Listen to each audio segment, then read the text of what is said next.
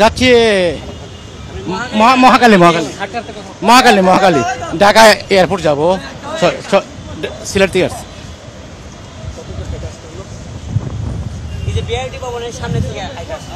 কি করবো ভাই, করার না কিছু। কত মানুষ প্রবাসে যাইতেছে, তাদের ফ্লাইট মিস হইতেছে একমাত্র এই আন্দোলনের কারণে। একটা স্বাধীন দেশে, একটা গণতান্ত্রিক দেশে এইভাবে আন্দোলন হবে, রাস্তা দখল করে তাদের অধিকার আদায় করতে হবে, এটার কোনো যুক্তিগত হয় না।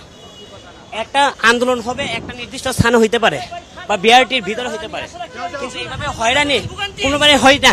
এই যে ফ্লাইট মিস হবে, আমি ব্রাহ্মণবাড়িয়াতে কালনীতে আসছি, আমি নামছি 1টার সময়, 1টা থেকে এখন বাজে কয়টা, 3টা বাজে, 2 ঘন্টায় লাগছে আমি বনানী আসতে। বনানীর থেকে এই পর্যন্ত আমি হাইটে আসতে হইতেছে 2 ঘন্টা সময়। বনানীর থেকে 3 কিলোমিটার রাস্তা আসতে আপনার 3 ঘন্টা সময় লাগছে।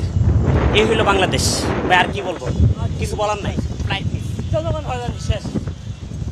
থেকে হাইটে আইতেছি ফেরা 3 ঘন্টা, এয়ারপোর্ট থেকে হাইটে আসতেছি। এই দেশের কোনো সরকার নাই, কোনো জনগণ নাই, কোনো আইন নাই, কিছু নাই। আজকে জনগণের কষ্ট, এদের জনগণের কষ্ট হেগো কি, এরা আন্দোলন করতেছে, কষ্ট করতেছে গরিবেরা। আমরা ফেরার দায়ে এদের হাইটটা হাইটটা আসতেছি। এরপরে এদের ফা ফুল লেগেছে, হাঁটতে হাঁটতে।